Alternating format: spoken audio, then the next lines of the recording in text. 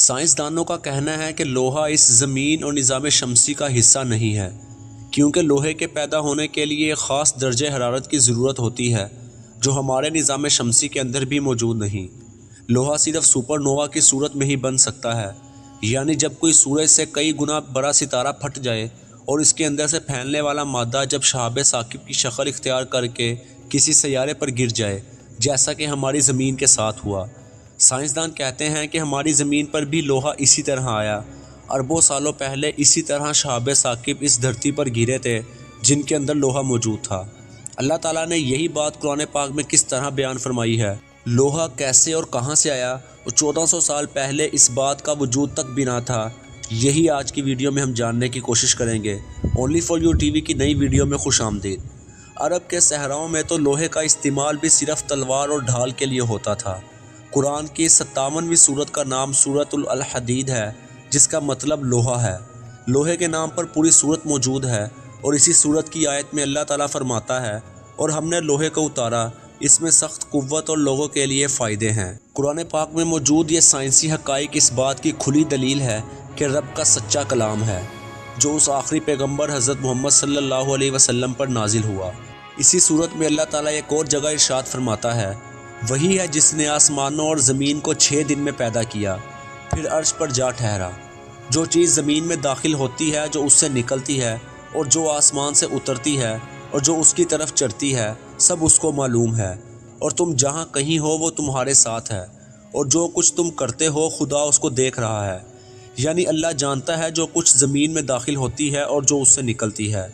اس سے بھی زیادہ حیران کر دینے والی بات یہ ہے کہ لوہا زمین کے بالکل درمیان میں موجود ہے، اور لوہے کی بدولت مقناطیسی لہریں زمین کے گرد پیدا ہوتی ہیں، جس سے زمین پر سورج کی الٹرا ریز اثر انداز نہیں ہو سکتی، اور یہ وائرلیس کمیونیکیشن میں بھی مدد فراہم کرتی ہے۔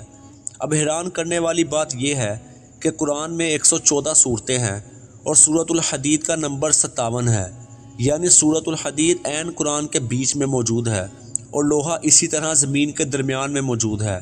یعنی اللہ نے اس سورت کی ترتیب بھی اسی حساب سے رکھی ہے، جو کہ ایک معجزے سے کم نہیں۔ یہ بات حقیقت ہے کہ لوہے کی بنا زمین پر زندگی تقریباً ناممکن تھی۔ لوہا ہیموگلوبن کی صورت میں ہمارے خون میں موجود ہے، جو کہ خون میں آکسیجن کی کمی کو پورا کرتا ہے۔ ہماری زمین میں سب سے زیادہ لوہا زمین کی سب سے اندرونی تہہ میں پایا جاتا ہے۔ اندرونی تہہ 80% لوہے اور 20% نکل پر مشتمل ہے۔ زمین کی اندرونی تہہ کی پیمائش 2475 کلومیٹر ہے، جبکہ سورہ حدید میں حروف کی تعداد بھی 2475 ہے۔ سورہ حدید قرآن مجید کی 57ویں سورت ہے، جبکہ اندرونی تہہ سائنسدانوں کے مطابق اس کا درجہ حرارت 5700 کیلون یعنی 5427 ڈگری سینٹی گریڈ ہے، جبکہ لوہے کے ایک آئسوٹوپ کا ماس نمبر بھی 57 ہے۔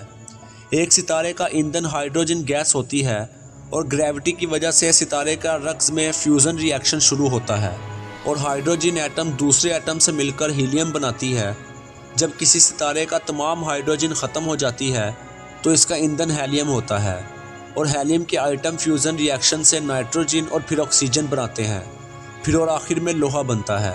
جب کسی ستارے میں لوہا پیدا ہونا شروع ہو جائے تو وہ ستارہ مر جاتا ہے، اور بلاسٹ کر کے لوہا کائنات میں چھوڑ دیتا ہے۔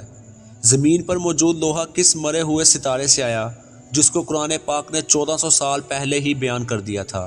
اسلام اور قرآن کی حقانیت جدید سائنس دن بہ دن عیاں کر رہی ہے، مگر پھر بھی ہم اللہ کو راضی کرنے کی بجائے دنیا کے پیچھے پڑے ہیں۔ دوستو، یہ تھی آج کی ویڈیو۔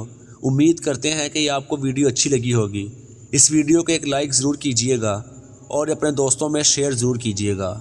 ملتے ہیں ایک ایسی ہی نئی ویڈیو کے ساتھ، تب تک کے لیے اللہ حافظ۔